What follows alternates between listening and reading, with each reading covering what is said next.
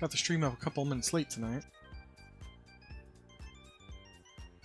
But we're rolling. Hating and hate.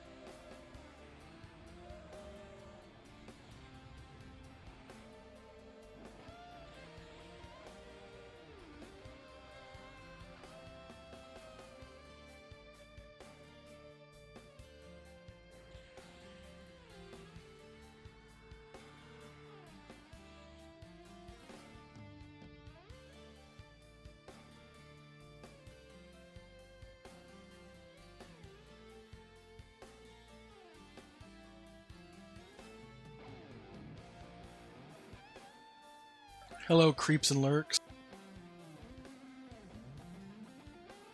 Kind of sounds like I'm greeting the Addams family. Uncle Creep, Uncle Lurk.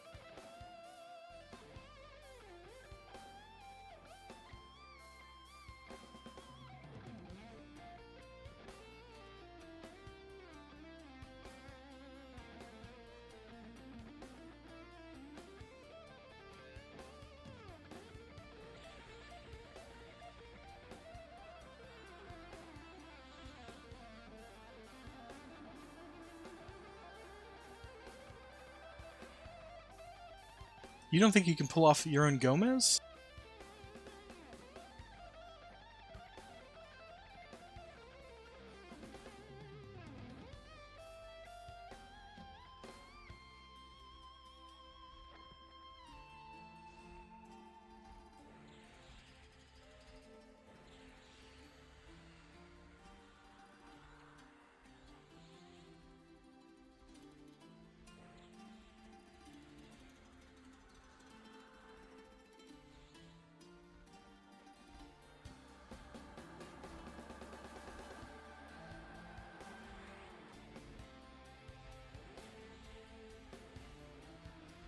Who was the guy that was just completely made out of hair?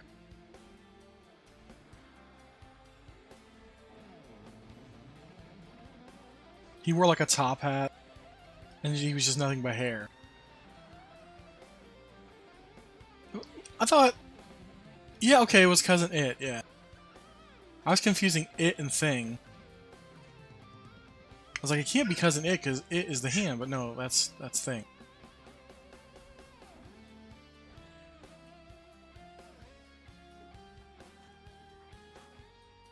God, it's really easy to make like a who's on first mistake with those names, with that naming convention.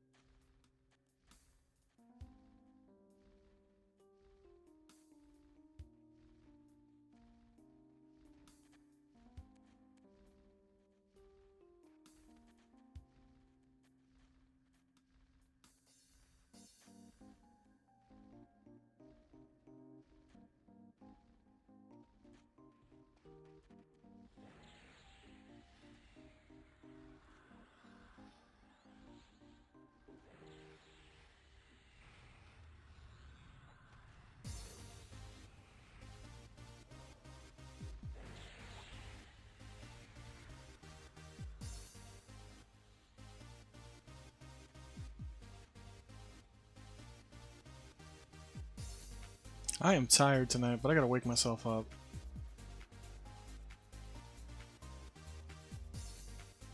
I knew I should have took that midday lunch nap.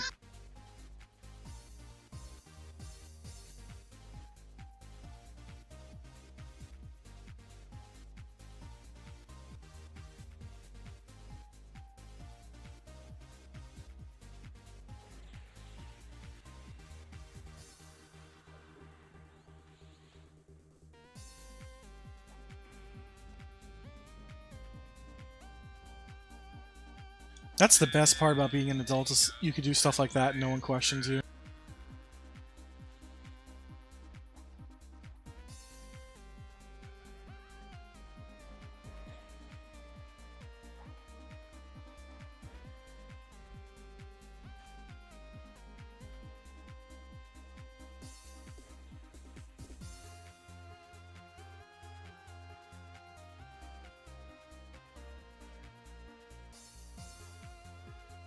What'd you guys have for dinner?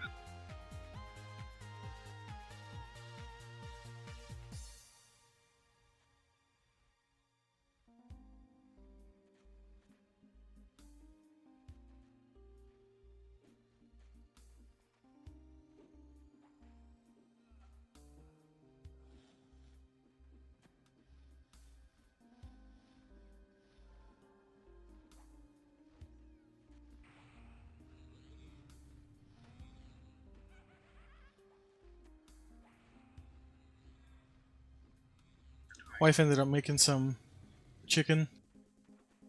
She, a couple weeks ago, she made this, like, pickle brine chicken. She just bought a jar of pickles, ate them, and then used the brine to pickle the chicken for a couple hours, like, to just brine them. And I'm not the biggest fan of pickles. I'll eat that. I'll eat pickle spears with a sandwich, but I don't want it on my food. I'm super picky when it comes to pickles. But yeah, I was like really skeptical about trying it, but it tasted great. Everyone said it was like supposed to taste like what, Chick-fil-A chicken, because she breaded it with it was like keto. So she took pork rinds and grinded them up in the food processor, and then used an egg wash to get it on. Then we air fried it, and it was really crispy and delicious. And it tasted good. It tasted like there was pickles on the sandwich, even though, you know, it wasn't a sandwich and they didn't have pickles on it. But it had a good taste. But this time, she tried it the other way, which is just a salt brine. And it was the saltiest chicken we have ever eaten. We didn't finish it. It was just really not edible.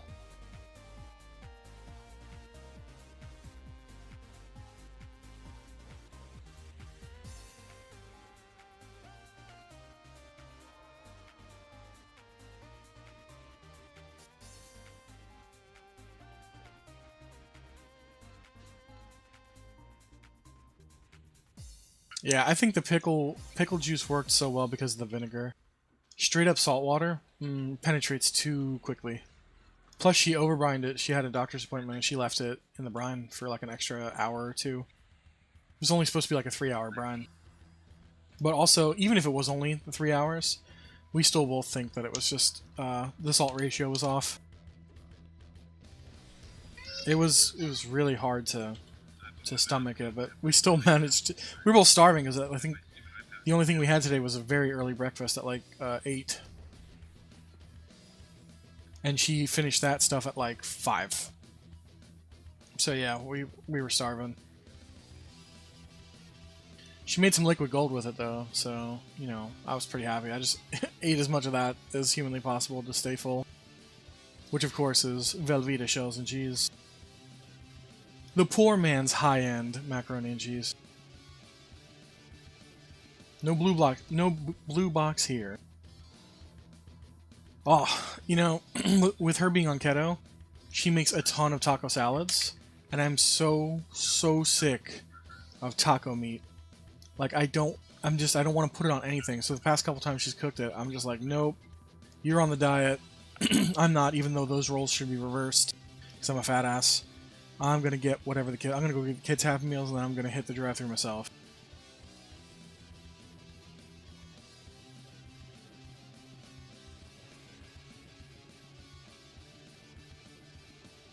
The only way I'm salvaging taco meat is if you give me a ton of guac or a ton of sour cream with like soft tortilla. But we had that yesterday, taco salad. Well, just, you know, she made taco meat, and she made a taco salad. I ended up just eating it with like tortilla chips, but I put a ton of cheese and stuff on it, and hot sauce.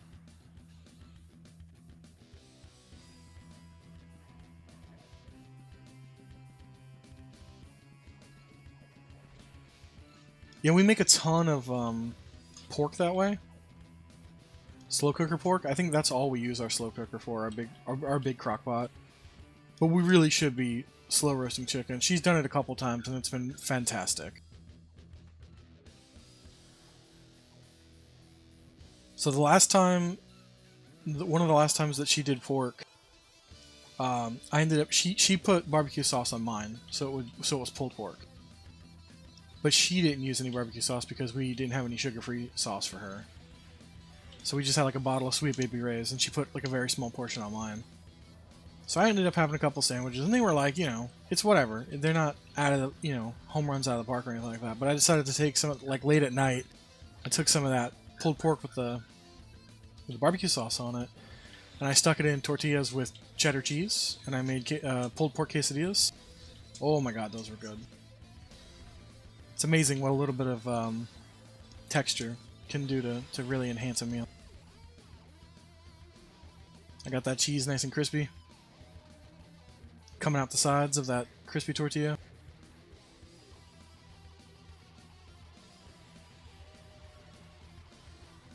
Well, we've been to a lot of like pubs that do pulled pork nachos, and those are like, that's some of the best bar food you can have in the world. There was one place down in Florida, in Tampa. It was so big. It was an appetizer, but you can get it. It was in the dinners section as well. And we're like, why is it also in the dinner section? And they're like, oh, because some people order it specifically just for their own meal. And I was like, bet, I'm a fat guy. I ordered that thing and I couldn't finish it.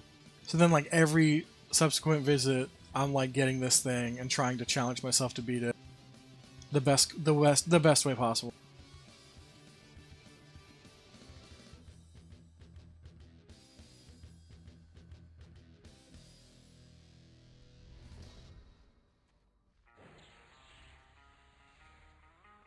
So not to pick on my wife today, because you know she's been very busy today, doctor's appointments and like no sleep, and neighbors like nonstop not letting her come inside the house. It was like 90 degrees outside, and they were just keeping her out there talking about like alley cats and stuff. But she goes to her doctor's appointment. Doctor's like a block away. She's like, I'm gonna hit up the Kroger and buy a few things since tomorrow's payday. You know, we've scraped enough to get by. She's like, I'm just gonna go grab a few snacks for the kids, and I was like, yeah, it sounds great. So she goes and she buys the snacks before she goes into the doctor's office, and then the doctor's office is not a quick procedure. Like, she didn't have a procedure, but it was not a quick time for her.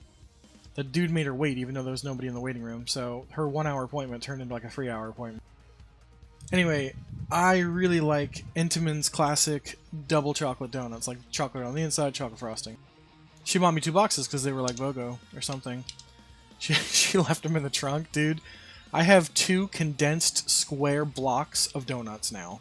They melted into each other. Not only did the chocolate melt, but the actual cake sponge melted into a solid shape. It's condensed now. I could build a house out of these things. But because I know that Entenmann's is an expensive brand, I'm not going to let them go to waste. And honestly, texturally and taste-wise, I can't tell the difference.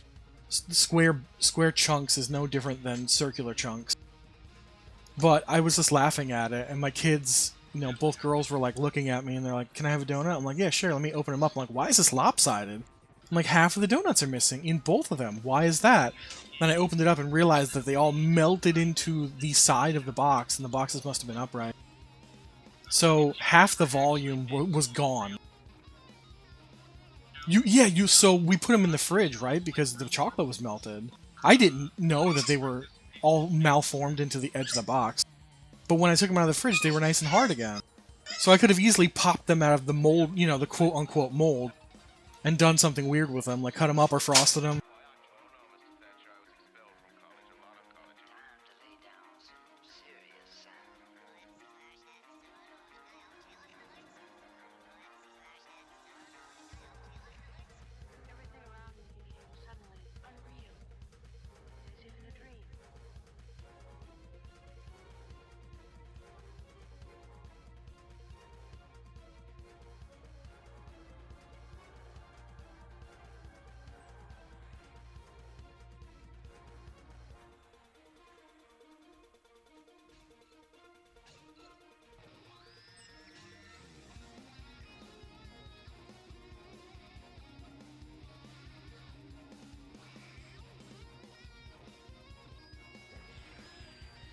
I mean, honestly, I could French toast them. Put them in a little eggy batter. If I cut it thin. Which I assume it's like... It has the density of banana nut bread. Like, really dense banana nut bread.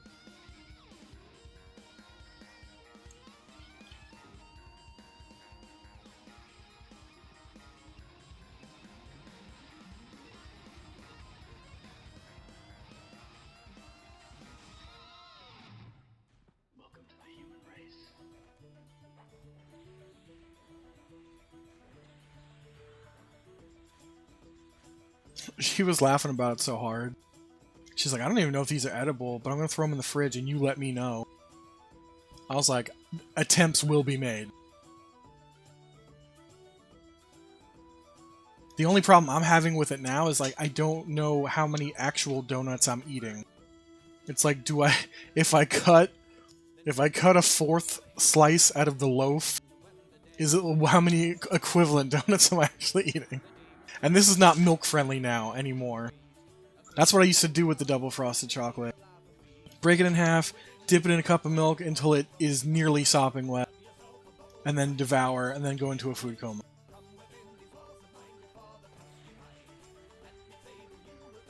And yes, I'm lactose intolerant, and yes, I don't care, because that's worth it. Sometimes dairy just wins.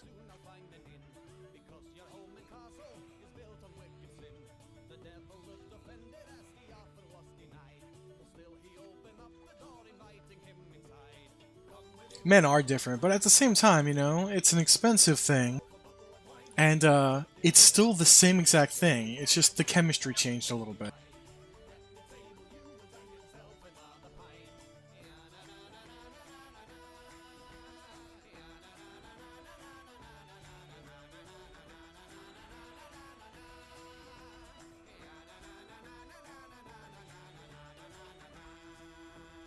Yeah, so when I first got together with my wife, she was like in awe that, you know, I would cook something, whatever it was, and depending on what it was, I would just leave it on the counter covered and then come back like the next day and eat it. Like, even she was even shocked when I did it with pizza.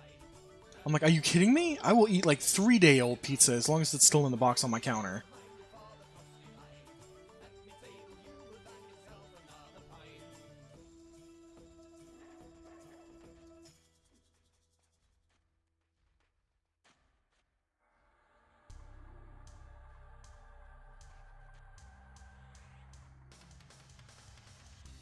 Yeah, my gut knows.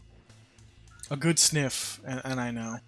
And she's definitely over the past like 13 years. She's the one that hands me stuff. How does this smell to you?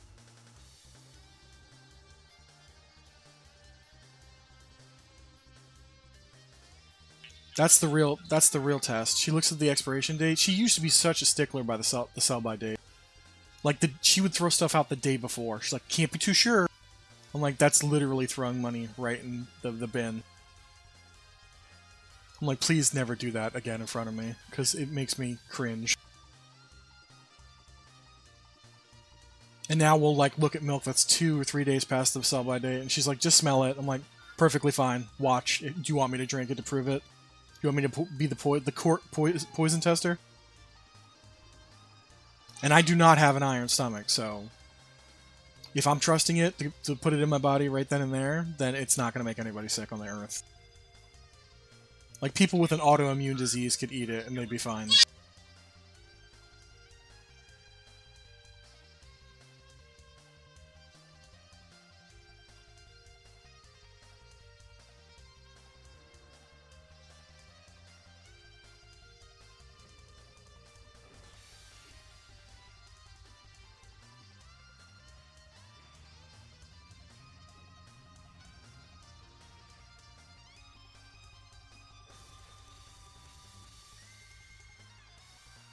Now she's a lot more savvy over the years now.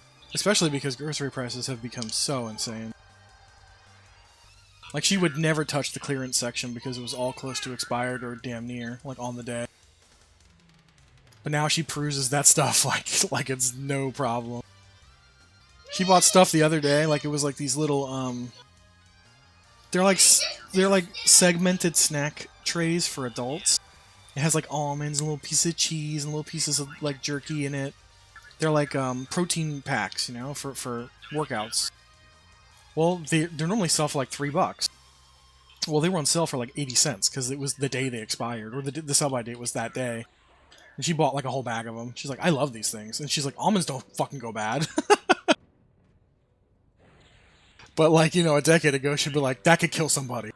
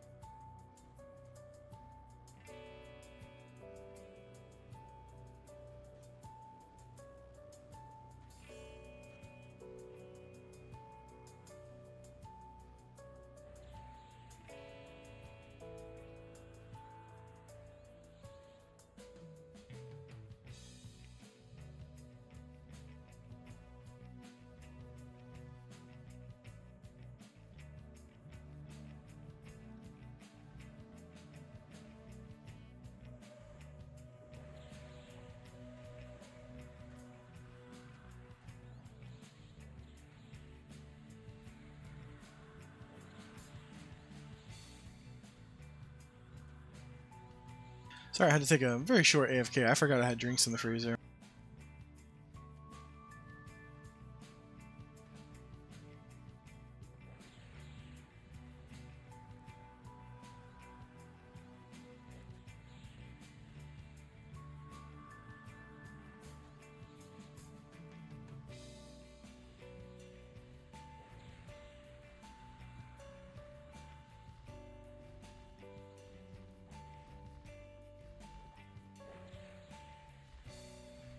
Yeah, I've got a peach mango tea, green tea, in the freezer right now.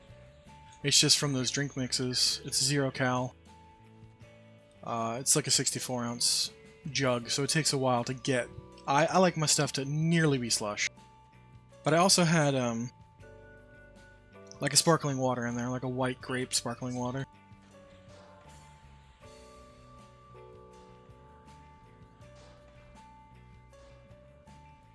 That's all we had. Just we had like a bag of them outside of the fridge, and I was like, "Oh, we ran out of Coke Zero today," and she couldn't buy any because she knew that the trunk was gonna be hot, but she didn't think about the donuts. So not only did I not get Coke Zero, I got block cake chocolate.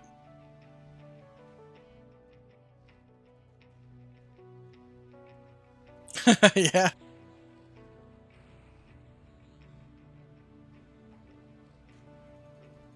The Coke slushy is pretty good, you know, because I think like McDonald's sells. I think anybody who's got icy sells it. But me being a northerner, I don't know if you being as north as you are, if this was a thing there.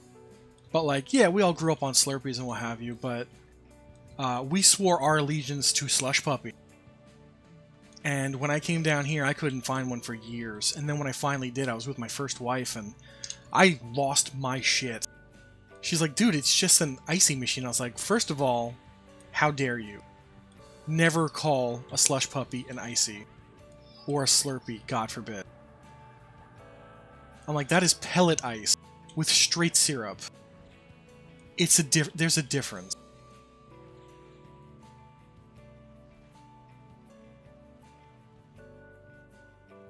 That's probably why she's an ex-wife. She besmirched Slush Puppy.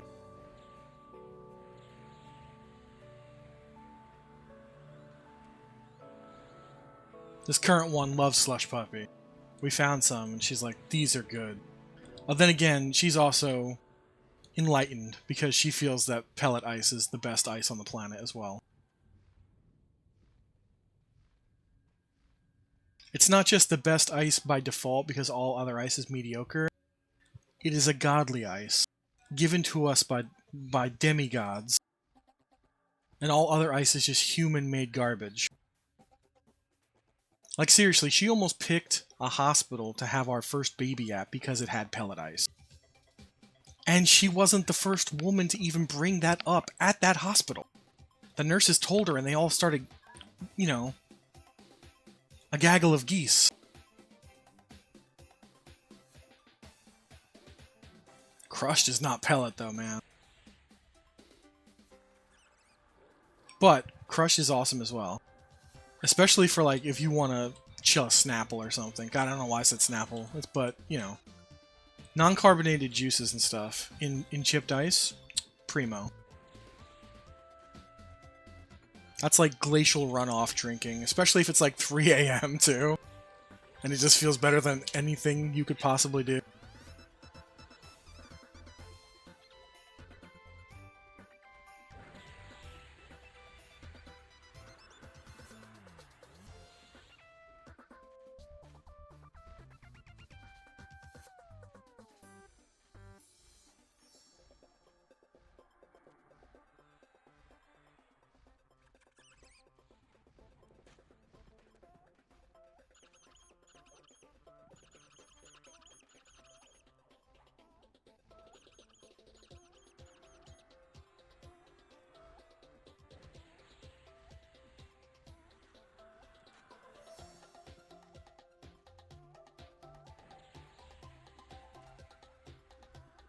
Who said it?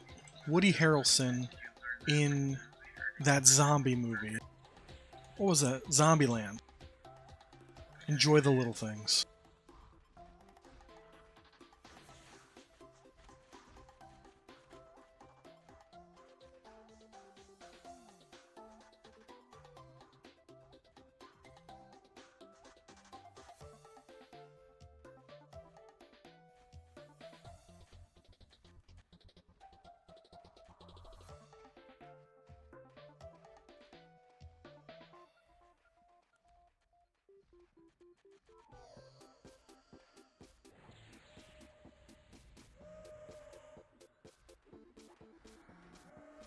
I had a friend when I was kid, had a childhood friend, still friends with him today. He's a professor at a college in Florida.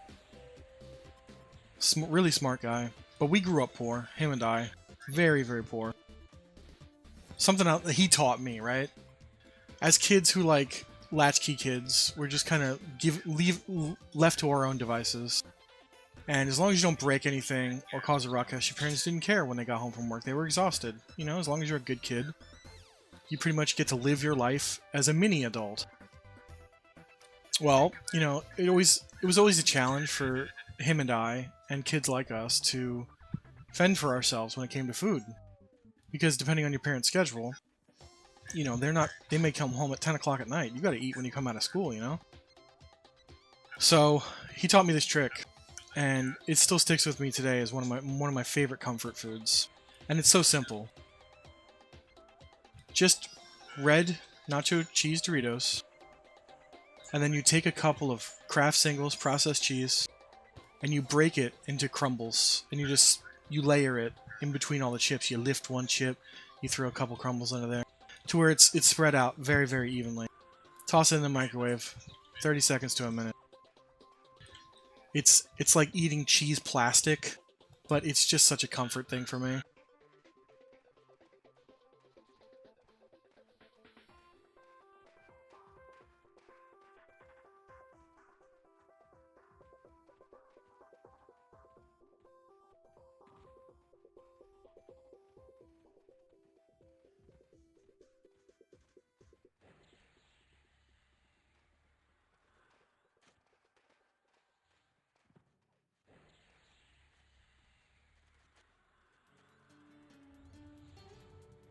I don't know, my light sourcing game just crapped out. I think this is normal human vision.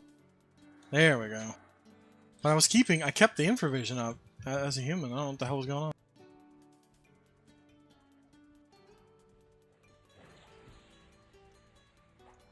I learned how to use the stove at a really early age, but we also had a toaster oven, so it wasn't much different than that. But I also wasn't making anything extravagant, you know? I was basically boiling water. But that's also where I became like a microwaved meal snob. I hate using the microwave. So I would always read the package instructions, and if it had oven instructions, I don't care if it was an hour and a half in there compared to like 2 seconds in the microwave, I was always doing the oven option. Still hate using the microwave today for almost anything. But now I'm an adult and I own an air fryer, so now I can cook at the temperature wise of an oven, but the speed of a microwave.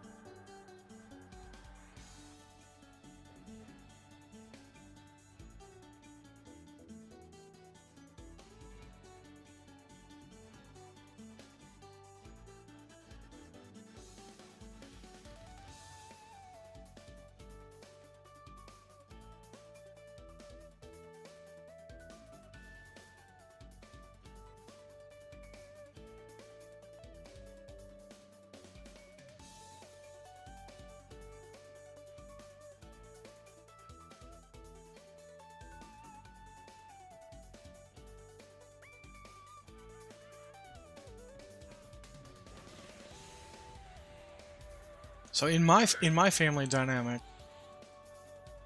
my stepdad was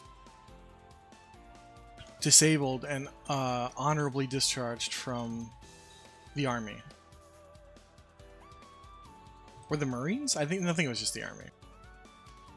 But he worked like all his life after he got out of there. But something happened to his back after being a New York cabbie for so long. When we moved to Florida, which was in like '97, he just retired. So he was just on his pension or whatever. But my mom, she was the working one. She did housekeeping. She was a housekeeper until she was like, I don't know, 55 or something. She did it for a long time. So mom would always be out working, and stepdad would be home just chilling.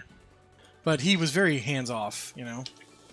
He would just sit around and just chillax most of the time, and just stopped fights between us kids. Bare minimum of parenting. He was an okay guy. But yeah, so when it came to fending for ourselves, it was kind of like, he'd be cooking something. He's like, do you want to eat what I'm eating? And I'm like, no. And he's like, okay. All right, have a good day then. There were no options given. It was just, all right then, you have a great day.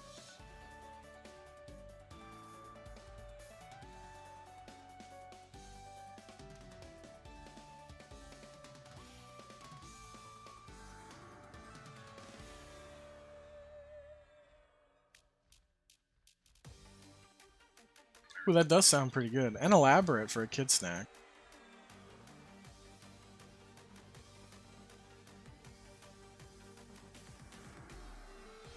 One year I was visiting my brother in Brooklyn after we had moved down to Florida, and I was there with him for the summer. And he's like, what do you cook, for yourself?" And I was like, I have, like, a 14-year-old's repertoire in the kitchen. I was like, why? And he's like, go make me something. And I was like, because you're hungry or because you want to watch me fail? He's like, I'm just curious about what you can do. He's like, go make me something you would eat right now with what I have in my kitchen. And I was like, okay. He's like, do you know how to use a stove? And I was like, I know how to use the burners. Like, I've never really cooked anything in the stove at that age. Just besides, like, preheating and putting a microwave dinner in there, on a tray. So I went in there, and I whipped him up these grilled cheeses. And I didn't use a pan, right? So he's like, alright, what'd you make me?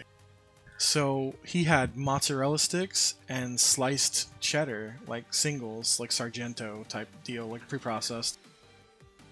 And he's like, how the hell did you make this a grilled cheese and you didn't use my stove? I was like, oh, I took tinfoil and I wrapped the sandwich and stuck it in your toaster and then put your toaster on its side. And he's like, how the hell did you think of this? I was like, I didn't want to burn the house down. I didn't want to make mom mad. So you just got to improvise. Do I think a toaster on its side is any safer than using the oven? Probably not, but I know I can unplug the toaster and throw it. Anyway, I stuck the mozzarella sticks in between the Sargento slices and, I put it in the toaster for two intervals. Slid it out, chopped it in half, and he's like, this is a double cheese, like grilled cheese with there was no butter, no oil in the foil. He's like, it's not greasy. He's like, it tastes really good. It's really crispy and it's really good. He's like, damn. He's like, go cook dinner for us too. And I was like, I don't think I could. That was my best bet. That was my best shot, dude. I don't think I could do any better.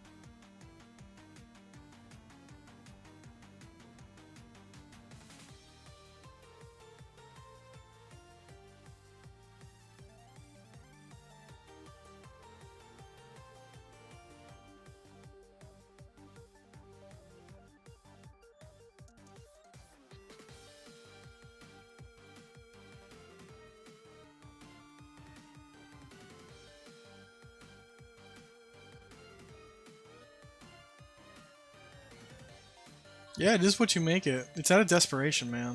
But you'd be like, obviously you're not surprised by it, but a lot of people would be surprised with the things you can do with just a few ingredients on hand. That's why I'm really amazed by those apps they have out now that literally just you plug in what ingredients you have and it gives you a whole list of incredibly awesome things to do with it. Like, I have aroma tomato, I have artisanal bread, and I have goat cheese butter. And they're like, oh boy, we could do a lot with that. Or it's like, I got a can of SpaghettiOs and an uncooked potato. And there's still 7 recipes for it.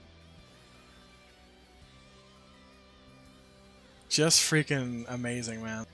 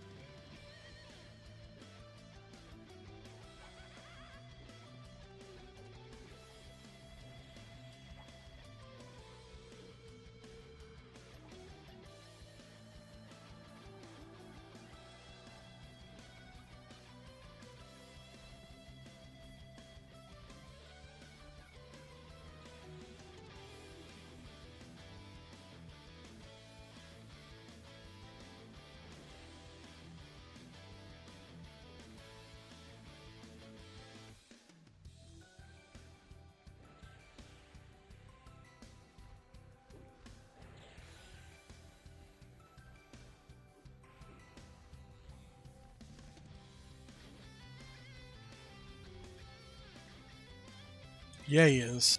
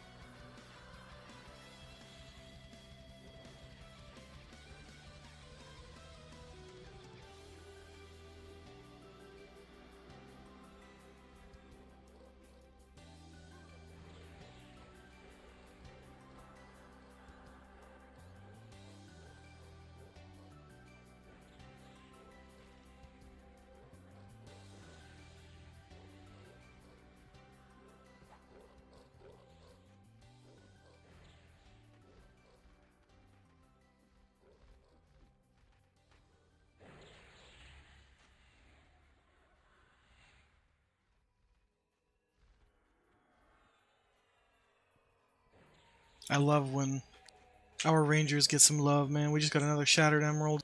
That's our last ranger main getting the biggest hurdle for his epic. We're all gonna have lightning swords in a month. In fact, by the end of the night, one person's ranger alt is probably gonna get their epic too. Well, not complete the epic, but another emerald, because there's 100% chance that it's gonna drop from the last boss. Good stuff.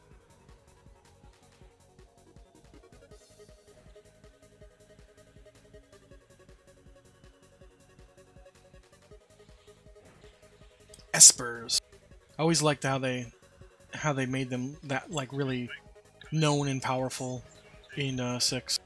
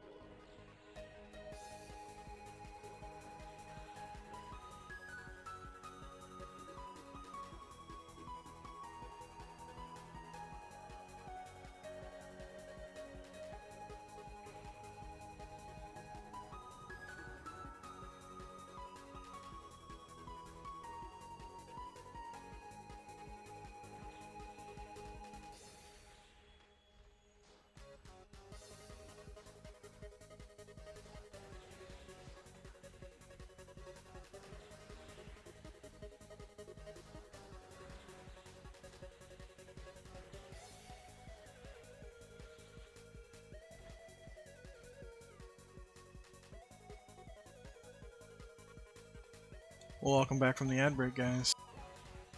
And yeah, that game deserves a full review, a full attention review.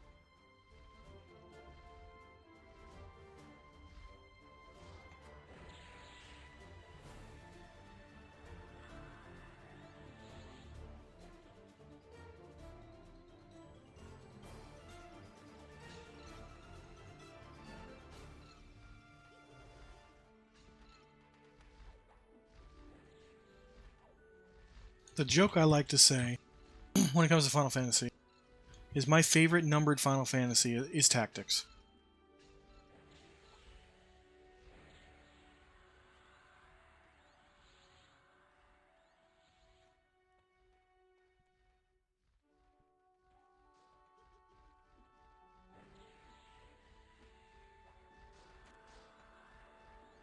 That being said, I do love me some 6, 7.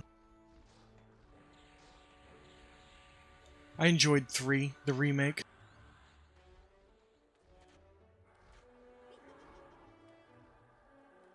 Yeah, I said Tactics is my favorite numbered Final Fantasy. I love all 3 Tactics games.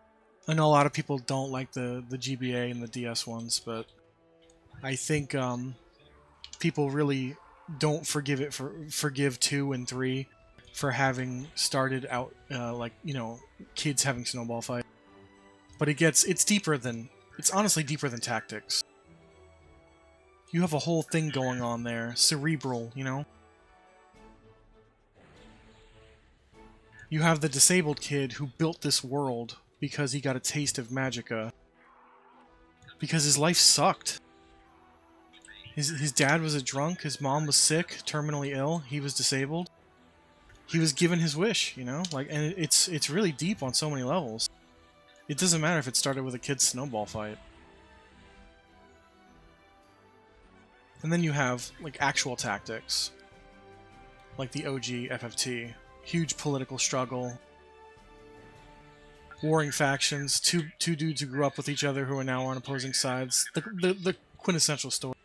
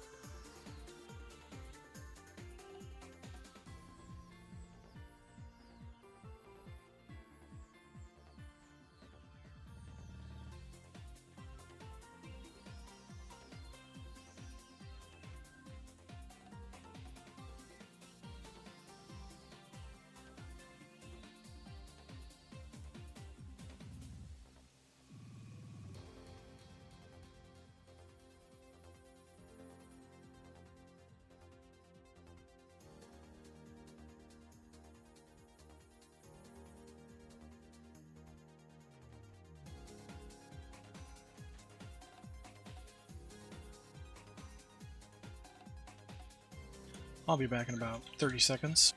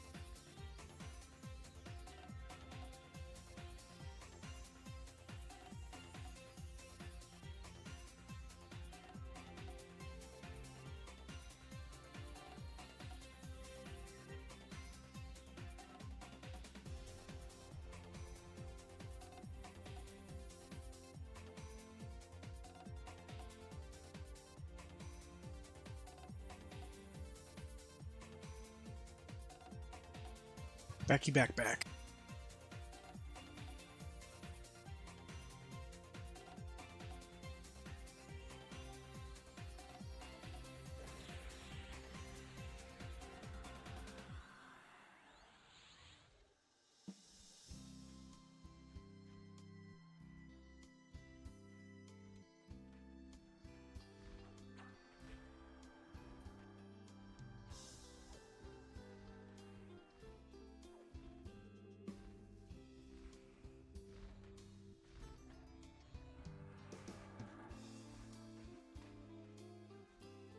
Great sense of nostalgia hit me in that first couple of chords, and I knew that was Bubble Bobble without looking.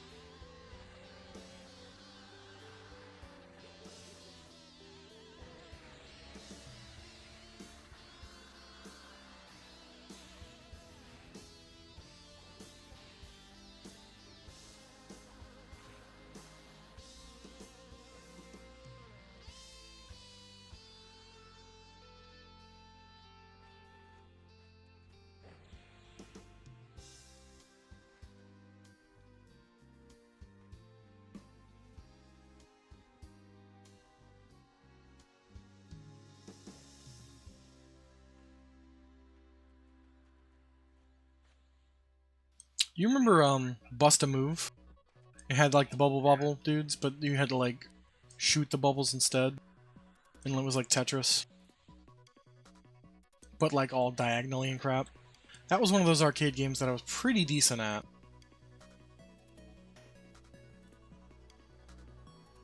I was also pretty good at Bubble Brothers or Buster Brothers. I think it was called Buster Brothers. It was like these two dudes in safari outfits, and they were shooting like harpoon guns into these balloons to pop them in a sequential order. That one was fun. Yeah, Bust a Move was pretty damn good. Awesome, banging soundtrack as well.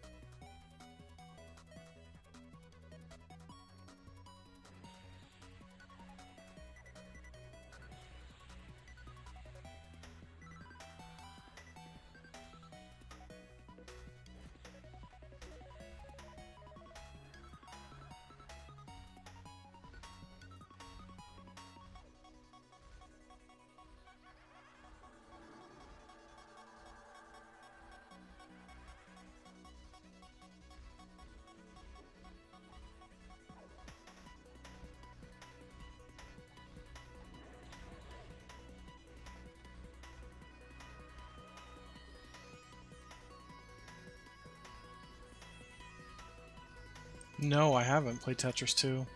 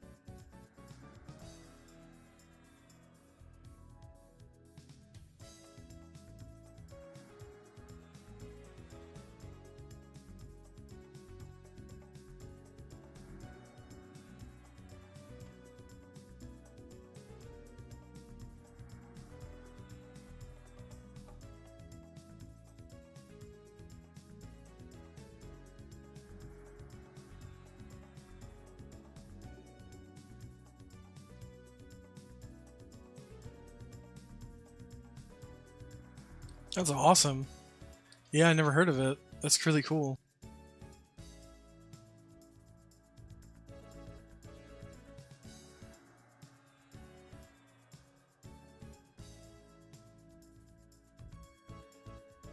Do you ever play that really weird Tetris on N64? Not Tetris 3D. That was unique and weird. But there's one called, I think it's called Wetris. And basically, you're on a 3D plane and you have to terraform the landscape to hold the shapes of water that are coming down onto the earth without letting it spill over. And at the end, you're scored on how much water you've retained in your ponds and stuff.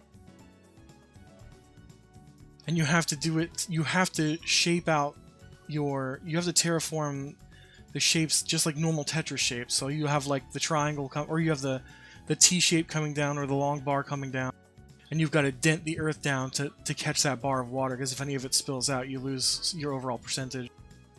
I believe it's called Wetris. I never played it, but I watched a review of it the other day and had no idea it existed. And I'm like, that is so freaking bizarre. Oh, you never had the N64? Well, as far as RPGs go, you weren't missing much. But the N64 had, you know, some pretty unique bangers. Nobody bought that thing for RPGs, though. It was mostly just for Zelda and, like, Banjo-Kazooie.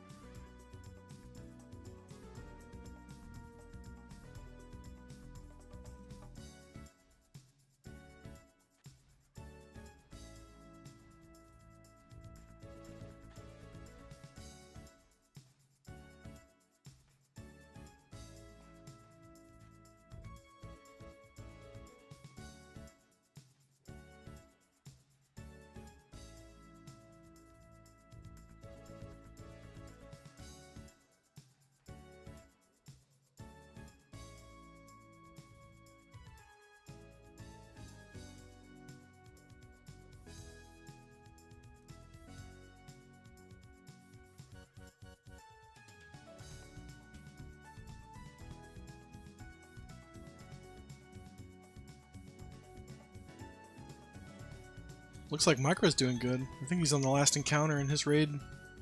Yeah, that's a Nixia and Nefarion. That's awesome. They did a lot of progression in the past couple days. Proud of that nerd. Hope you can hear me.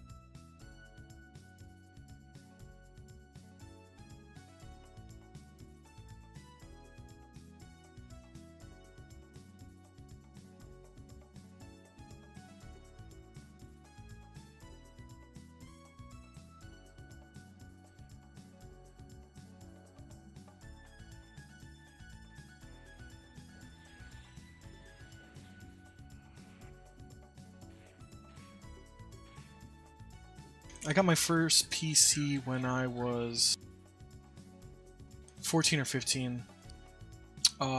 Pretty sure it just so happened to be 1999, and I happened to find a little game called Everquest at the local electronics boutique, and they were selling boxed copies for mega cheap. And the guy warned me. He said, "Hey, if you buy that, you need to pay them every month to play it, which is why no one's buying it." And he was so off-putting about it. And I was like, I want to play an online game. And he's like, there's lots of games that are online for free, like Tribes, and lots of shooters that he suggested to me. And I was like, look, man, this is an online RPG. I gotta do everything in my power to at least try this. Pretty sure the box came with a free month too, but I still needed credit card details before I could access it. Let me tell you, if that guy talked me out of EQ, we wouldn't be having this conversation right now. I'd be a totally different person. Glad I went with my gut.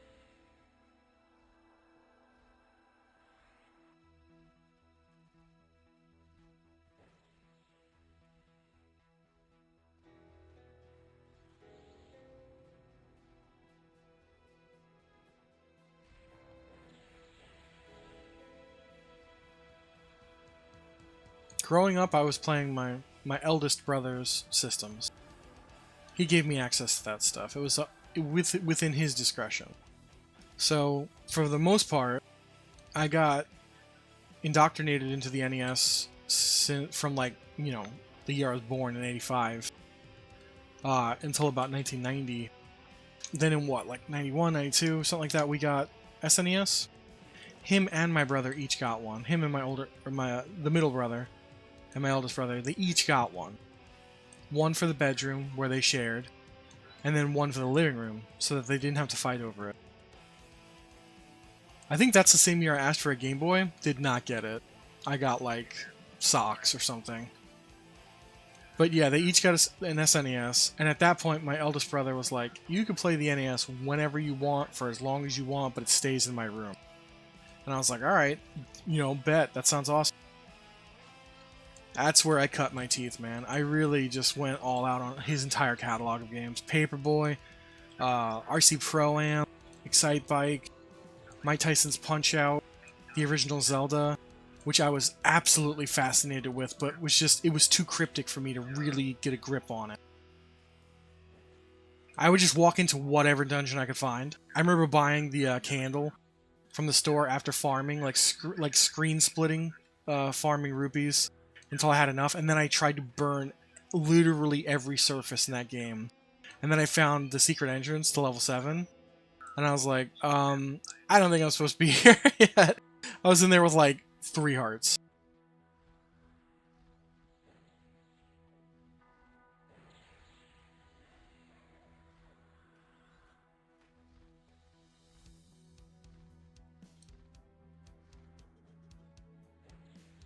Yeah, so my boxed copy, I don't have it anymore, but my boxed copy of EQ did not have Sony Online Entertainment on it. It had 989 Studios, or Variant Interactive, which was the original publisher, developer who did it before Sony bought them.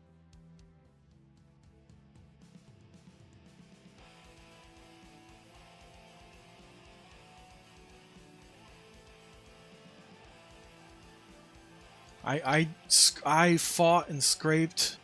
I think I was getting like a measly $7 a month allowance at that time, but I wasn't doing too many chores, so it was like whatever, do the dishes every night. That wasn't too bad. I remember going to my stepdad and my mom, and I was like, "Look, for me to play this game, I need $15 every single month." And I was like, "And it can't be cash. I need to use one of your credit cards." And they're like, "You are smoking crack, son. Why on earth would we give a child access to a credit card?" So yeah, it was an uphill battle. But eventually I somehow convinced them. Like 14-year-old Dennis somehow convinced them.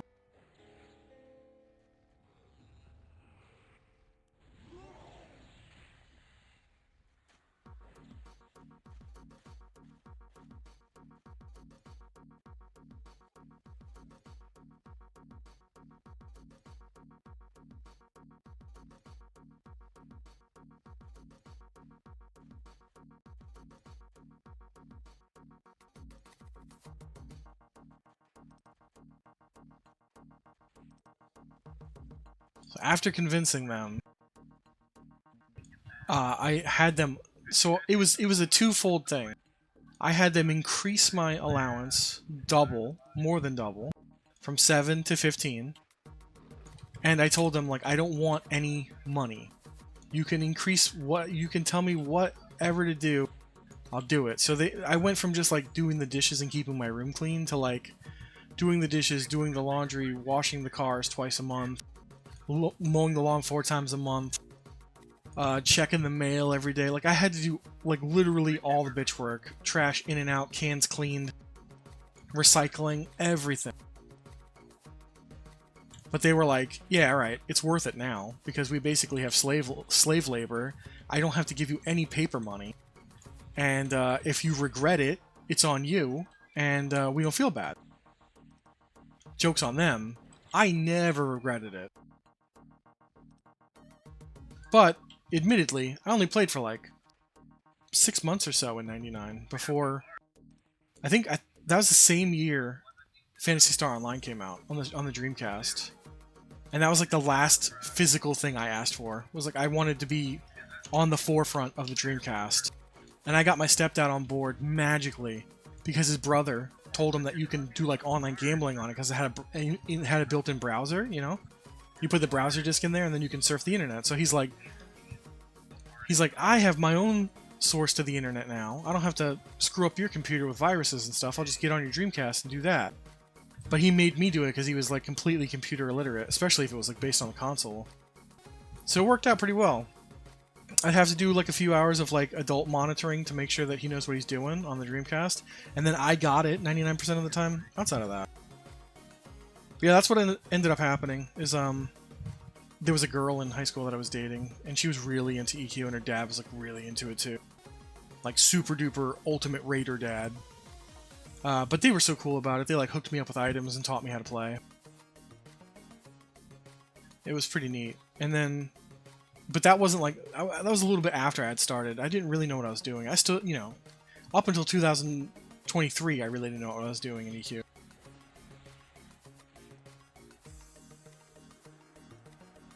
Hey, Micro, I saw you guys working on the last encounter, so congrats on the new kills. I saw you take down the big chonky boy, I forgot his name. And I think the council, maybe? I think you guys got Maloriak last week.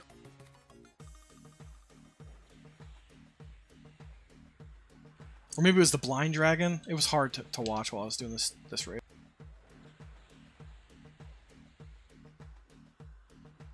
Ah, man, yeah. I'm playing WoW right now with my wife. We're doing the Season of Discovery thing. It's a lot of fun. I'm not gonna get into the retail again because it just, I don't know. I'm pretty sure I have a mental health issue when it comes to MMOs. Like, not even in a joking manner. Like, I have an addictive personality, and I don't do drugs or alcohol. So, like, games, man. Games are my drug. And when you have like a game like an MMO where there's really no goal, the goal is to just be online and playing and improving in tiny little increments to get that dopamine hit.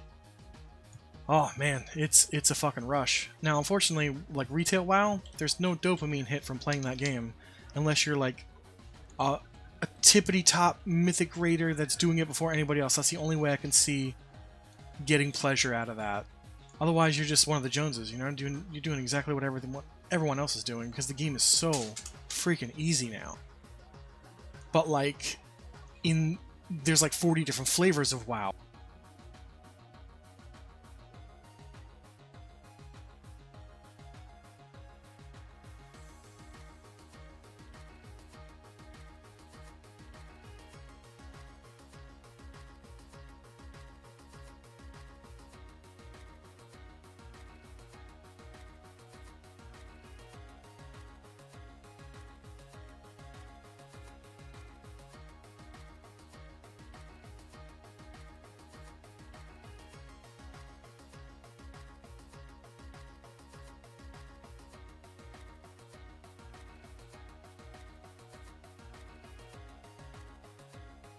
Cata Classic still has a sense of accomplishment. I'm talking strictly retail WoW. It has been so baby-handed over the past 20 years and improved for player experience and smoothed for player experience that there's nothing to do that feels good. You get a level up in retail WoW and you tell me that feels just as good as if you're playing classic WoW. It doesn't. It doesn't, and that's the point. You can get 100 levels in retail WoW, and it still doesn't feel like you've done anything besides play for 5 minutes. Then go play on classic where you have no mounts, you're slow as shit, there's no heirlooms. Just because you struggled, the struggle makes it taste better. Just like hunger makes any meal taste better, struggle makes any accomplishment feel better. It's fucking science. It's in your brain that way. So when you play a game that has opened up every avenue for access, you've really just restricted it to being a babysitting game. And again, now retail, mythic raiding, is incredibly challenging. That's why less than 1% of the player base actually completes that shit. But it's tuned that way on purpose. And I don't think that my brain would get the same rush killing a boss in Mythic in Retail WoW as killing a normal dungeon boss in Classic WoW.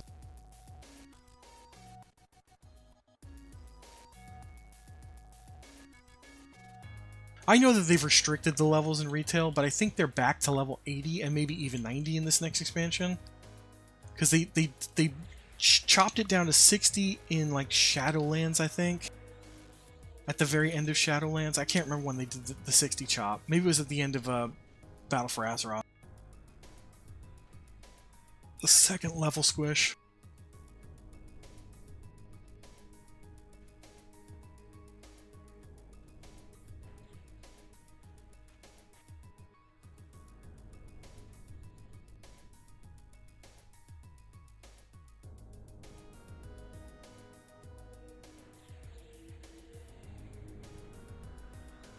Yeah, you know, a lot of it, I'm saying that a lot of it's about the sense of accomplishment, but there also needs to be a risk-reward factor too, right?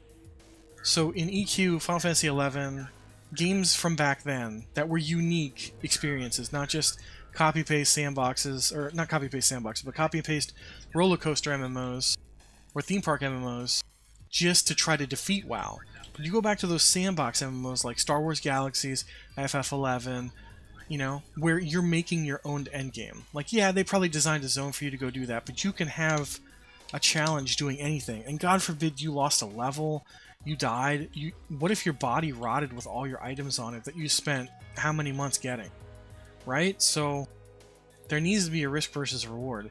In WoW, they had to dumb it down so that players can play casually, to where even in Classic WoW, in the hardest version of WoW, even healers in healer spec could solo. And people loved that, because people really want to play MMOs alone. I think post 2004, people are playing MMOs to play alone.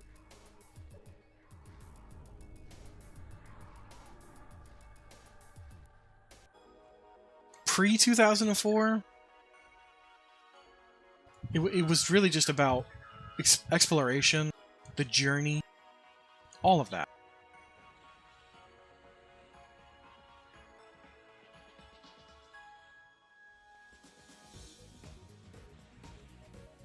And I know I've said this before, but like games like FF11 and EQ, they're some of the only games, only MMOs in existence to have items that don't necessarily bind to you, that you could trade to an alt that will remain valid forever. There are items in Classic EQ that people are using in Retail EQ today, 25 years later. If that doesn't blow your mind, I don't know what would.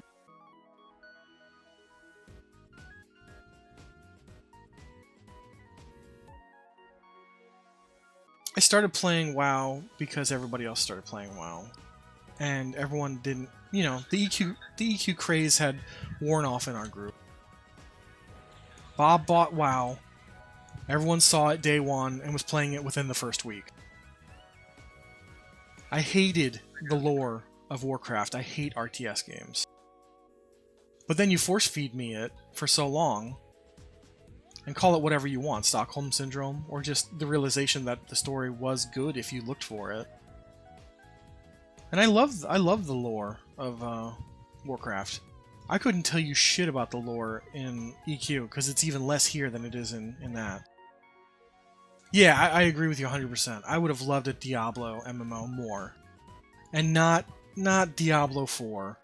Because, you know, I was excited to see what kind of MMO light scenarios that they were going to put in there, but it really felt like they just tried to make it a live service game with none of the live service stuff, just the cash shop and season pass.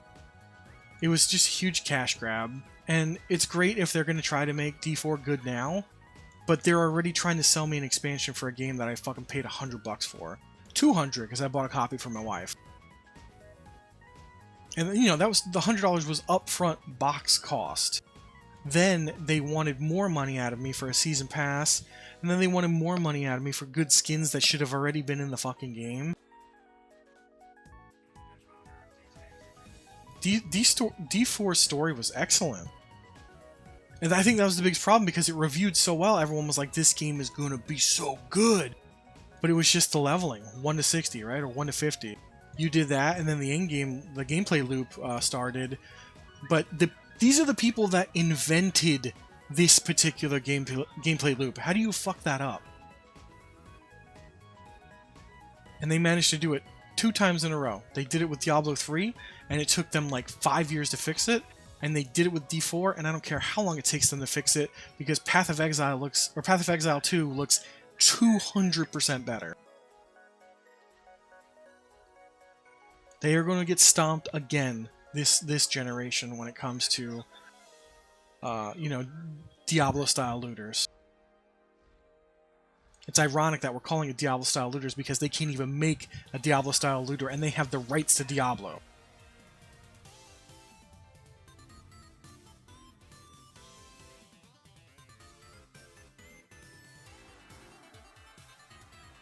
It's pretty amazing, isn't it, that Blizzard is able to will these new genres into life. Because if you look at like Dota would not exist if not for Blizzard. They didn't make it specifically, people did in their map creator, but it wouldn't exist without Blizzard. And now you have like League of Legends and every other MOBA out there that's significantly better than Dota. And they had to branch out and make their own thing with Dota.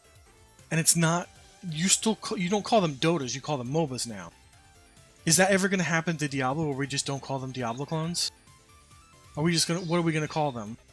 ARPGs? ARPG looters? I don't call them anything other than Diablo clones. But now Diablo can't even make a fucking Diablo, and that's the sad irony in it all. No, I'm not talking about PoE. PoE, you need like a scientific degree to really understand. If I hit the ground running with PoE 2, and we're not power creeped with 37 systems of power because the game has existed for 15 years or whatever, getting in on the ground floor and anything like that feels good because power creep hasn't started yet.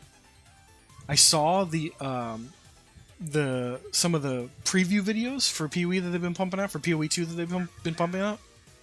And they had one for the Witch, which is like their version of the Necromancer.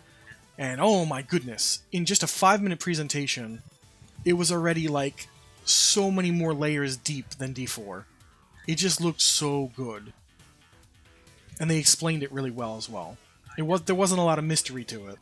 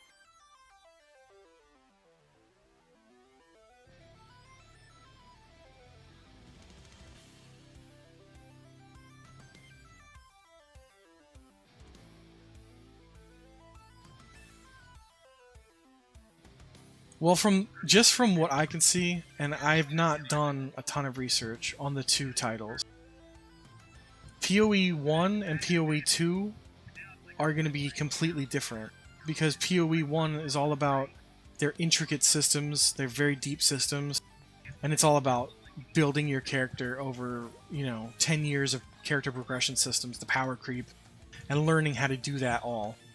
Maxing one system and then starting to work on the next. and getting your character completely built out. I think they're going for a more streamlined version in PoE 2. They're not going to be the same exact type of game. For one, it's going to be faster because it's going to launch on console on the same day as it launches on PC. PoE 1, I don't believe, is on console at all, and they never were able to reach that goal if they were trying to do that. And correct me if I'm wrong, anybody listening. They're trying to tell a story with PoE 2, which is important to some people, like you just said. You need a hook. And the character explanations were really cool. And we're getting pretty close to, I think, the early access or the launch. So I'm going to start to try to follow it closely, because it looks very cool. I want to see the remaining classes that they have hidden away for now. Because in PoE 1, I don't even think you pick an archetype. You pick a character, and then you have that like Final Fantasy X sphere grid that just goes on and on and on and on for miles. And you make your class out of that. But even though they have a system like that, where you think the customization is endless, everything boils down to cookie cutter anyway. So they really dialed it back for PoE 2. You pick your own class, it's an archetype, and then you're given a slew of abilities that you can customize way more intricately than you can in D4, for instance. D4, you're just mapping one ability to a button. There's some synergy, the talent tree is very small in comparison, and it's good for a quick pickup and play.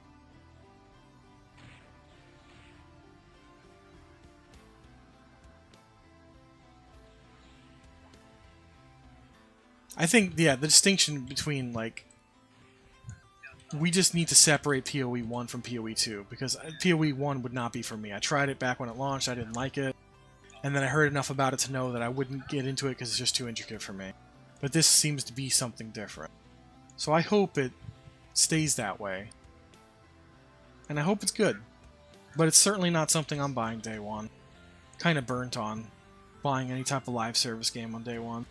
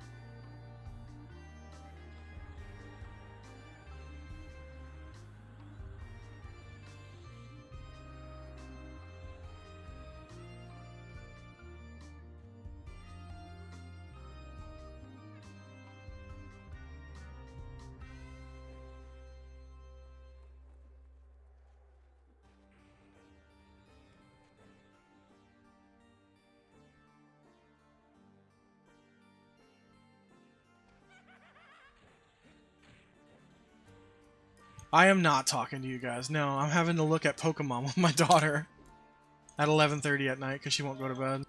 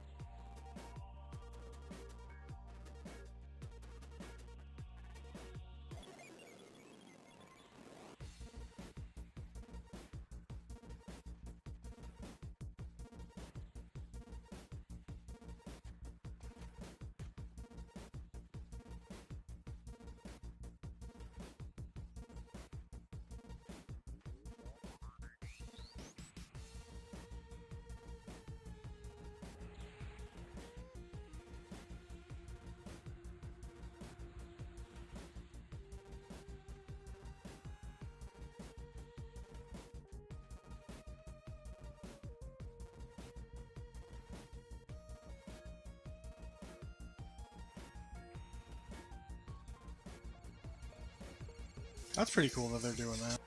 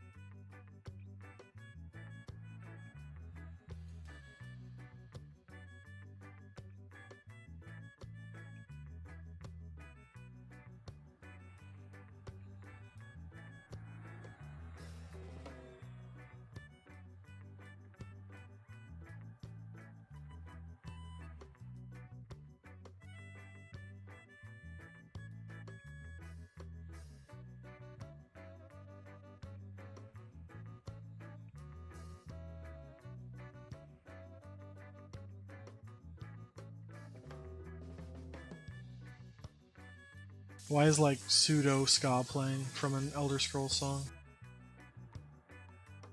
I'm horrified and intrigued at the same time.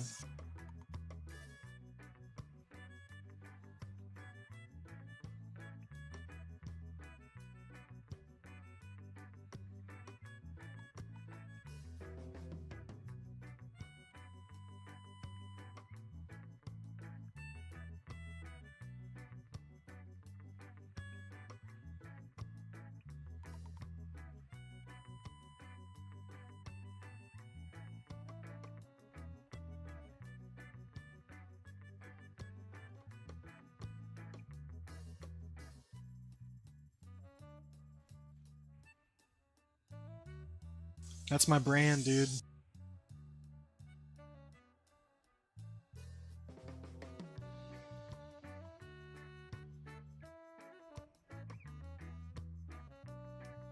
The Rolling Stones?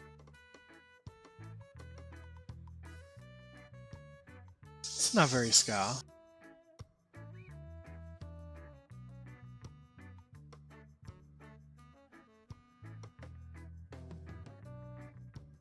Now, if you meant to say like the Mighty Mighty Boss Stones. Oh, okay. You just want. You're not into it, but you're not gonna go reaching for the knob. Gotcha, gotcha, gotcha. Okay, that makes sense.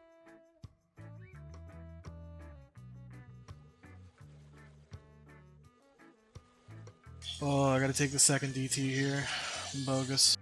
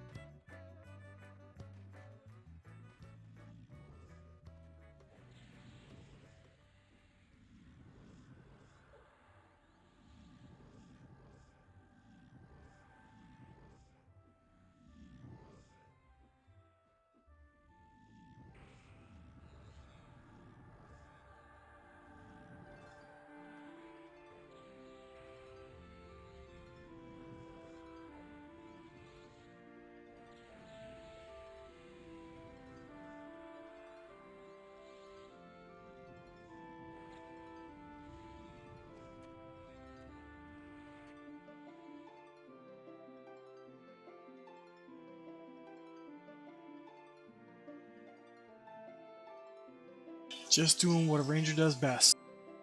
Eating a DT.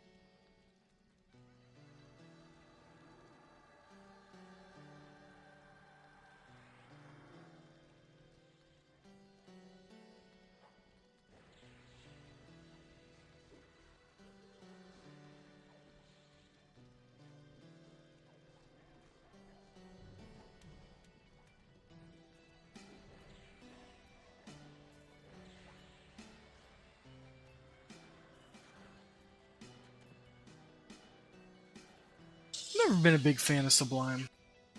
That might sound like ska blasphemy, but I don't really like reggae ska. I like third wave.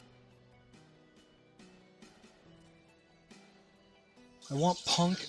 I want hard punk angst, short riffs, 2-minute maximum song with brass in it. A little brassy to kick your assy.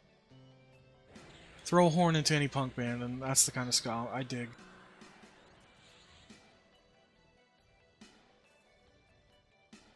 But that really old stuff like the OC Supertones and ska MP stuff like that, it's not for me. The reggae stuff, I don't like reggae, and I just don't like the influential reggae ska. Like I said, call me what you will, but that's just me. Sublime takes a lot from that reggae wave, first wave and second wave ska.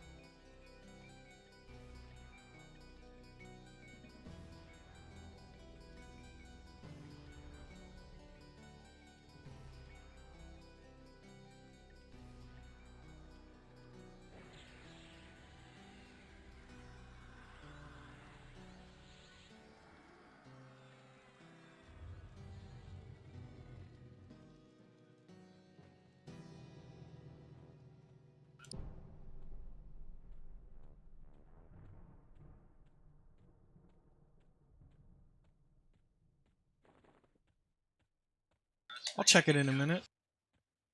It's just gonna it's gonna play over stream if I if I click it.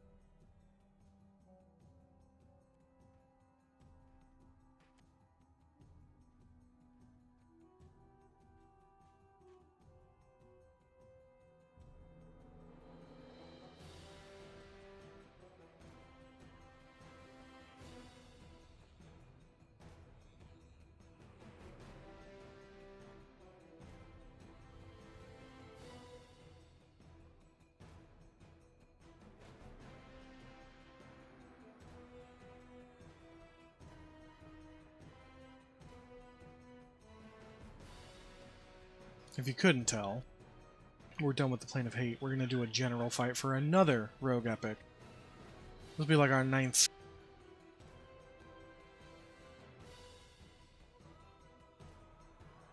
Eight or 9th.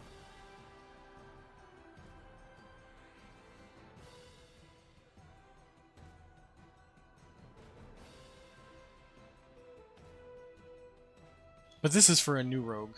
This guy right here, Iraq. He apped, I think, yesterday or today. It's so comical. Dude apps like 24 hours ago and he's gonna have his epic by the end of the night. Oh boy, rogues.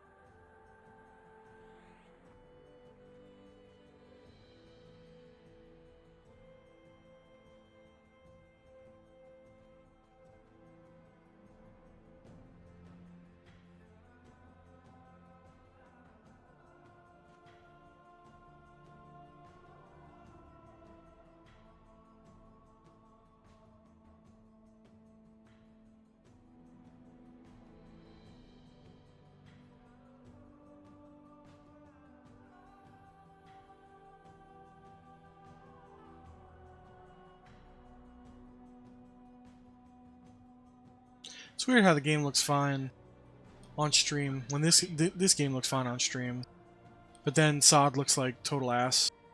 I mean, it's classic WoW. It's also 20 years old.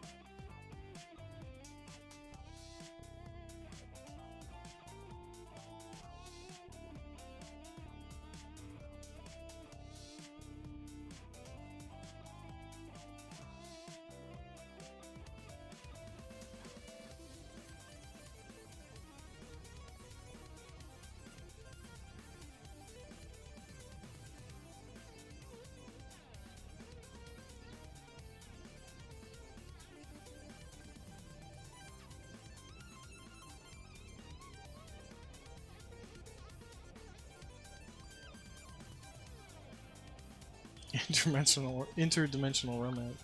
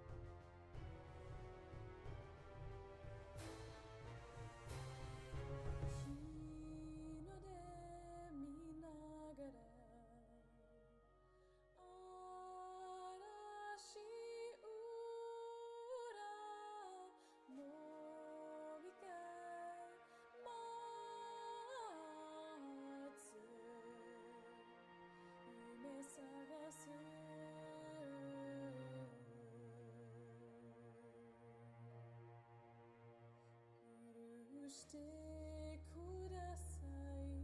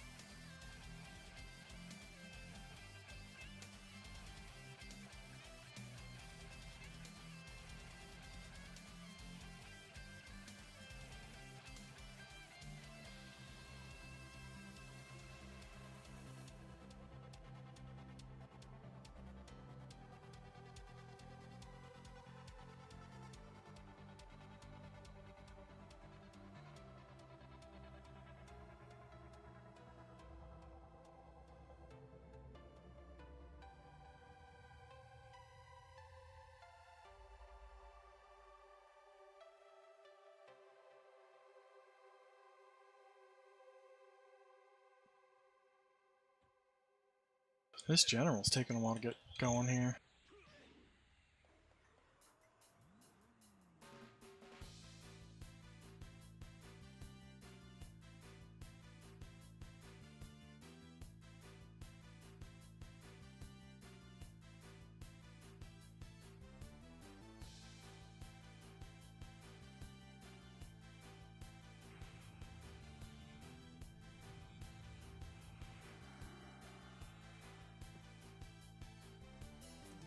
Guts on your airship.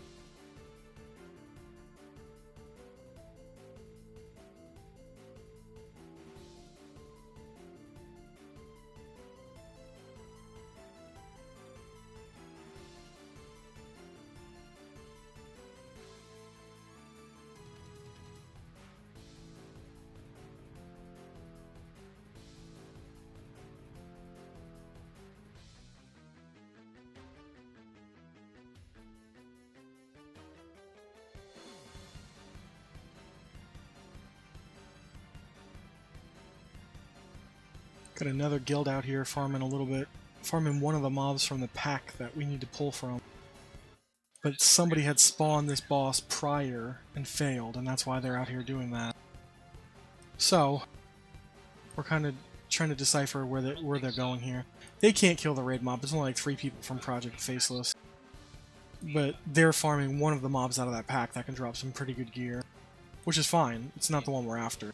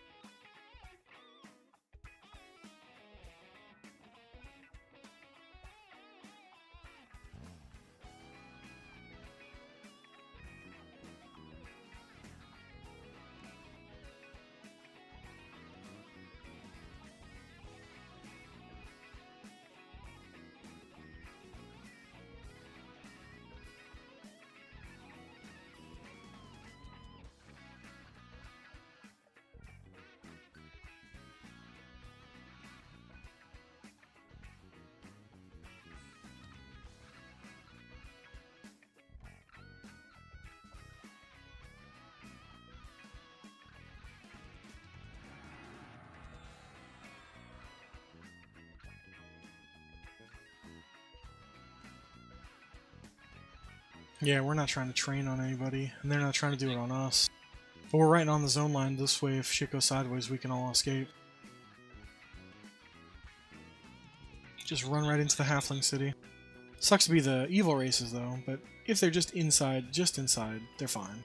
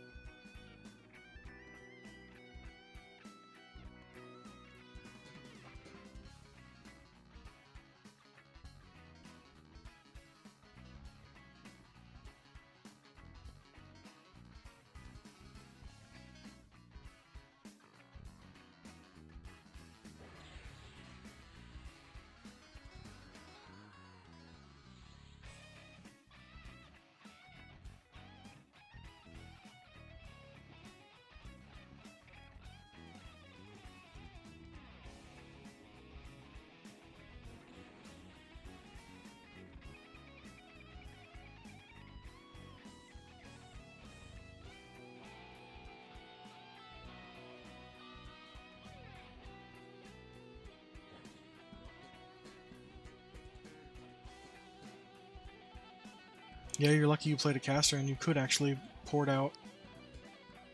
I am but a lowly melee, and a ranger at that. The only escape from me is Ranger Gate, which means I leave all my loot behind.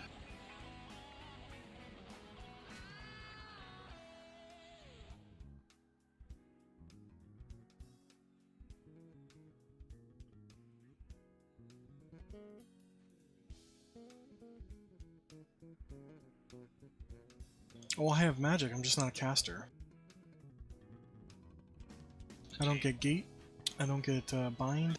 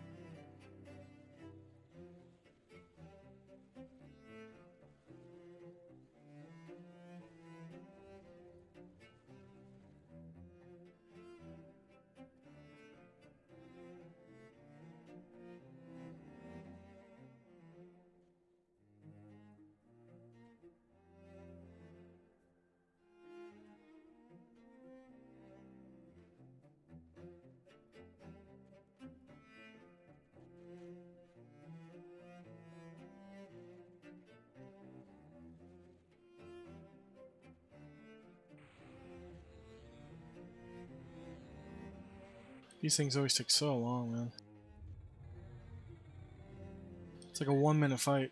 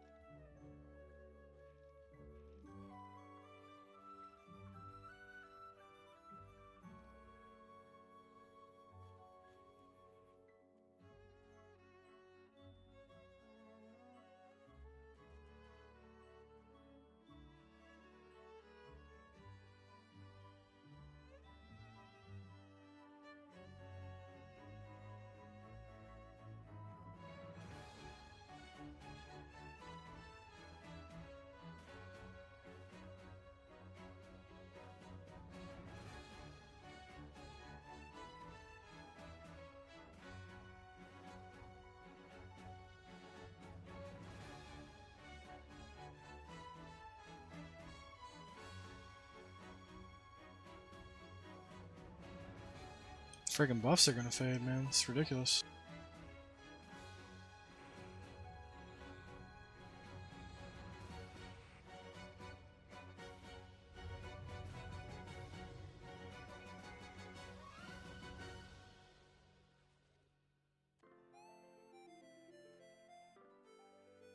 At least the tunes are chilling.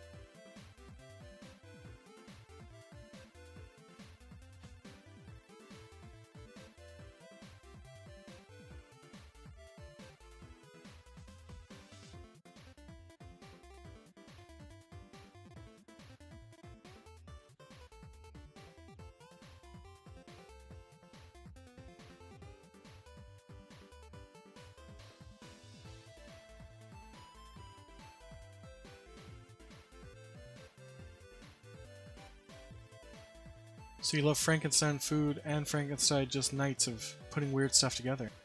Final Fantasy VI, SVU, and watching me play EQ.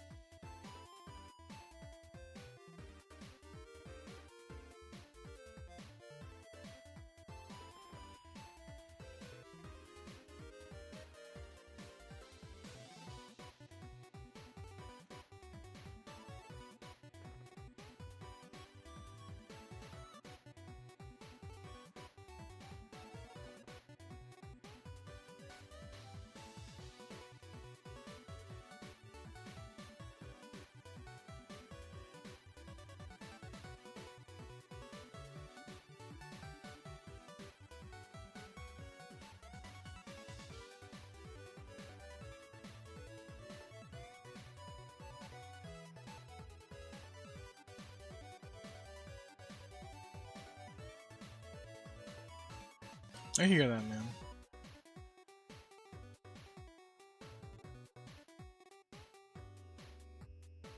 Ain't nothing wrong with that.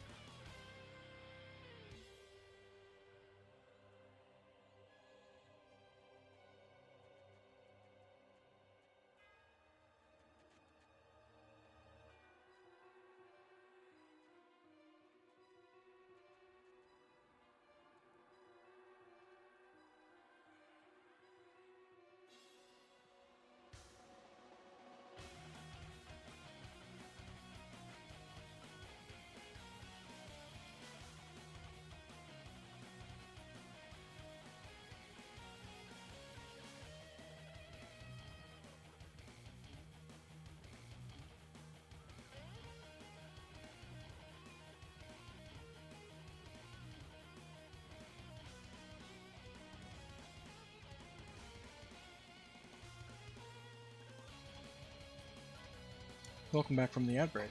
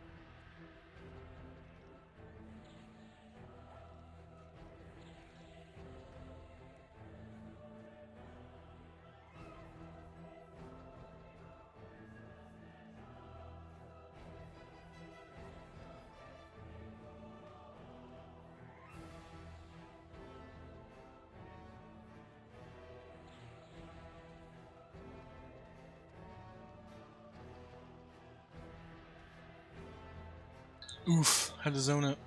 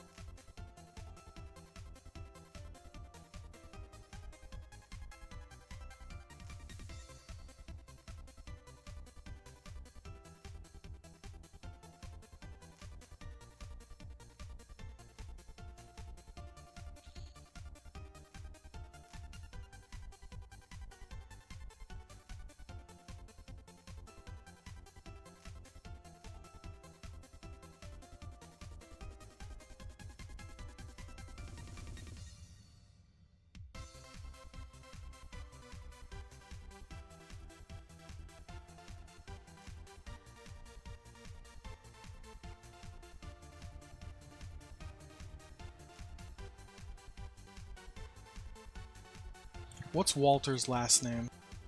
Is it just your last name? Or did he give us something creative like Cronkite?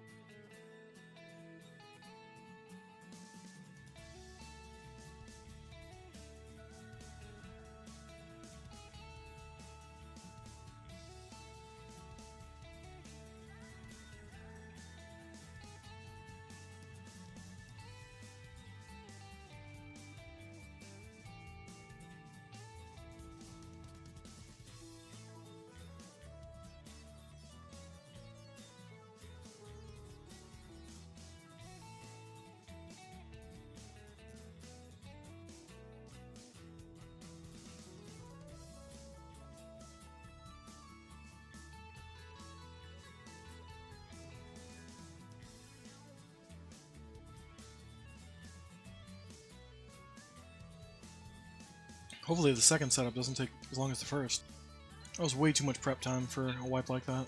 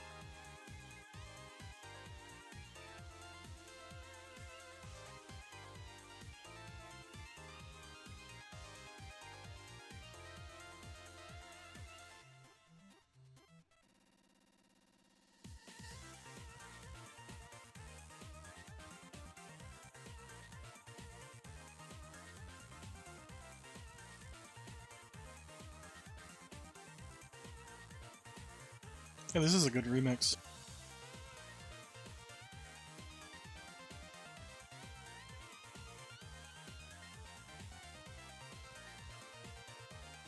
They really spiced it up.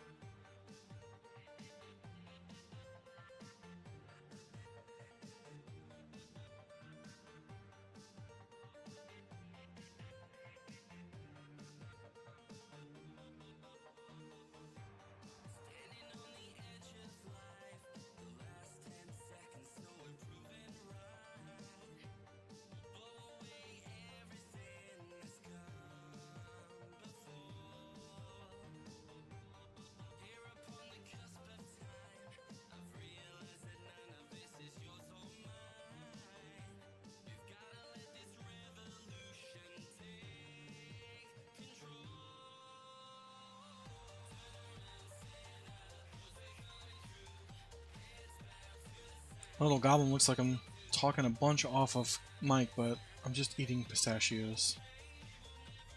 So he's just crunching away, just like me.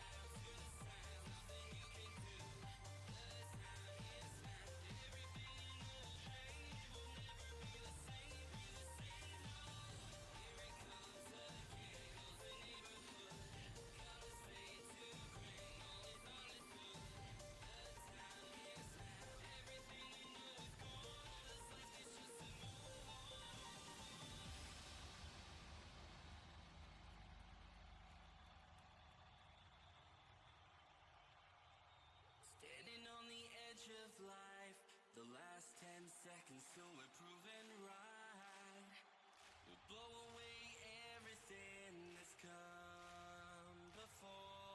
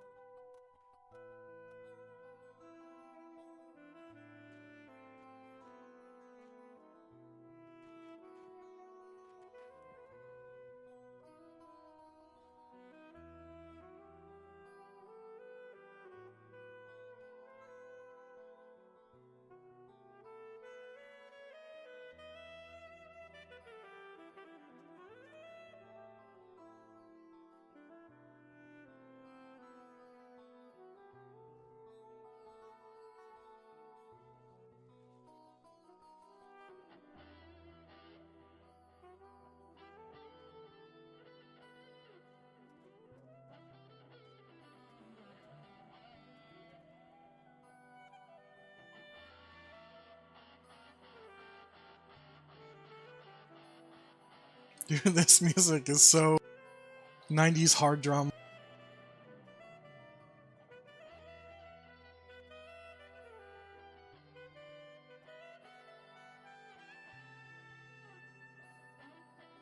This is some like 21 Jump Street bullshit.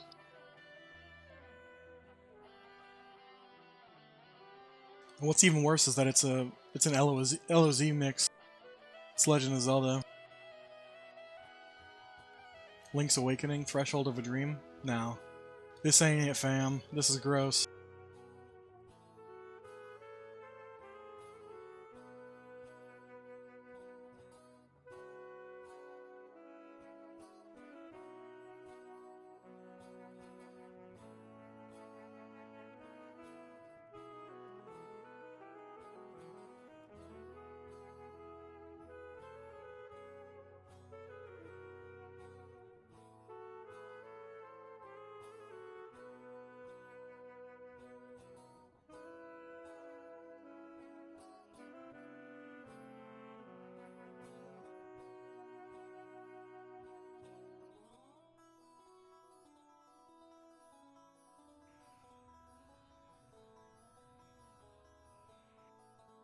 It's Cleo. Yeah, she's gonna sell us a Fushigi.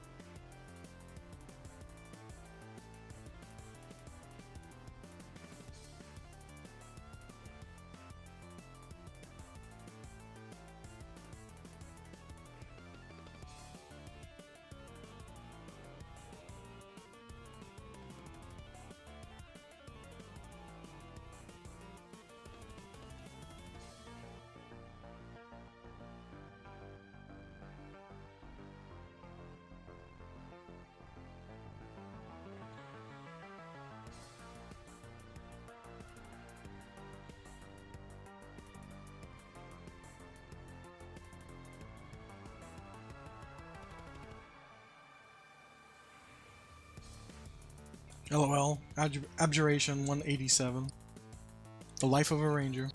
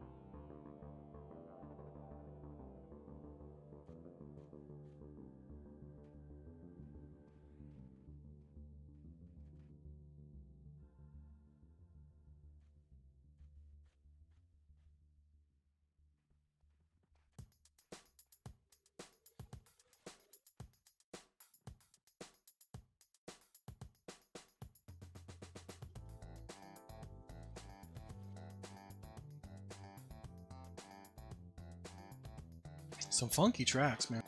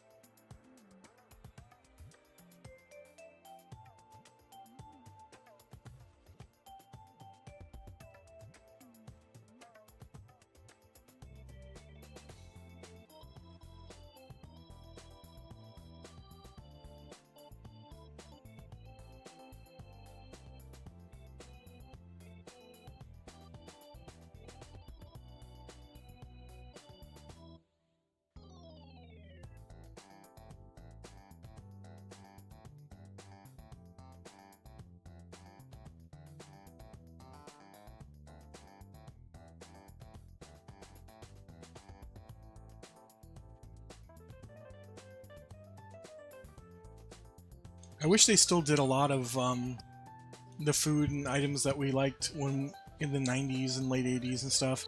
Just in small quantities, this way you could do like a party that's themed around that shit. Like, does everybody have their Mango Madness Peach Snapple and your Teenage Mutant Ninja Turtles cream pie with the green ectoplasm filling? Okay, you guys all good on that?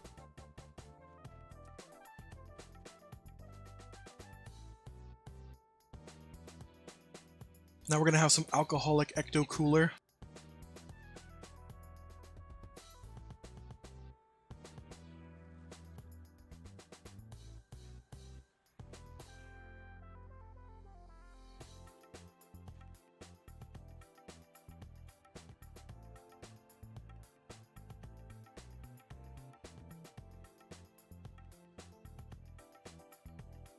No, I don't know what those are, but you're reminding me of those tater tots I had at school that were in the shape of a smiley face. They were like potato rounds. Dude, we bought Dunkaroos for my kids. Still pretty good.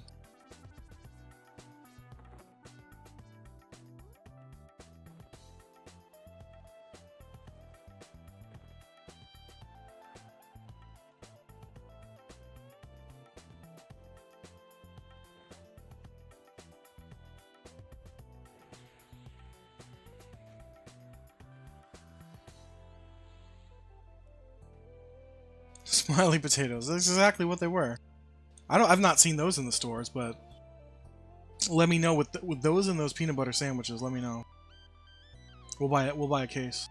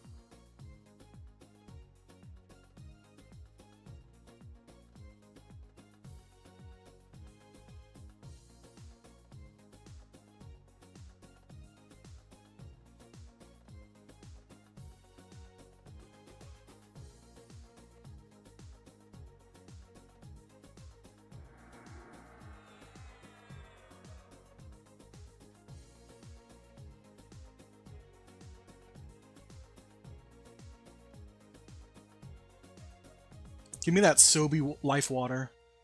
Oh my god, that white one.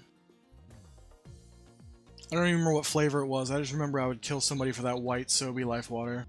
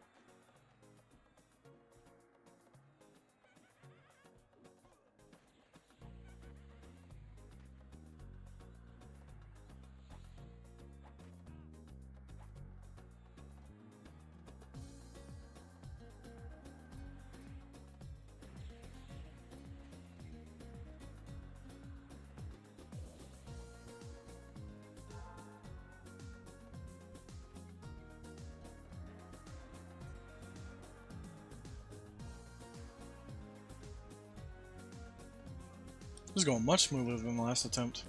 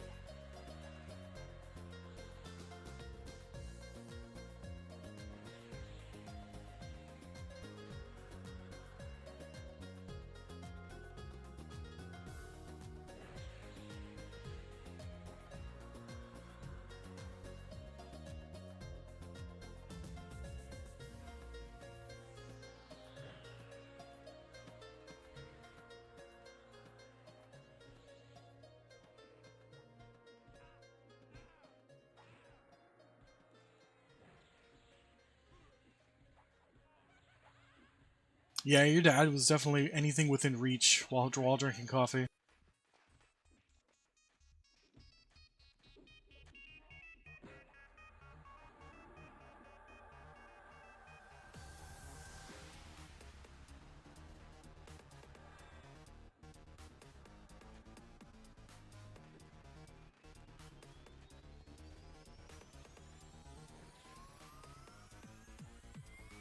This was a legit kill. Good. This was a good one. We were way more coordinated on this one.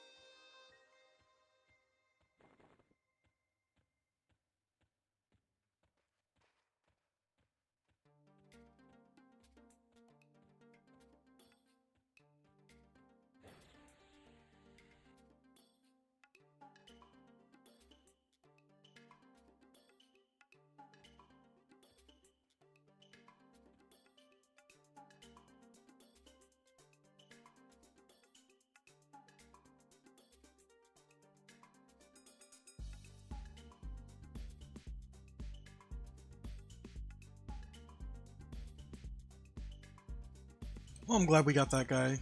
His epic kill. Went a little longer than I wanted it to go, but it's always good to have an end on a success.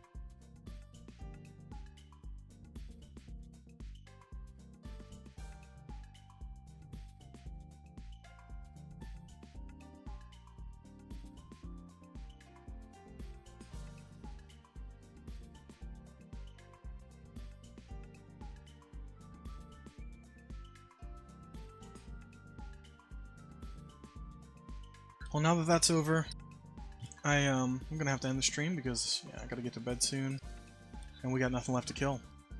So, as always, thank you guys so much for keeping me company and keeping me talking. I will be back Monday, in the very least Monday. Don't know if there'll be any weekend streams. Maybe Sod? I don't know. But thanks again. You guys have a great night, and I'll catch you next time.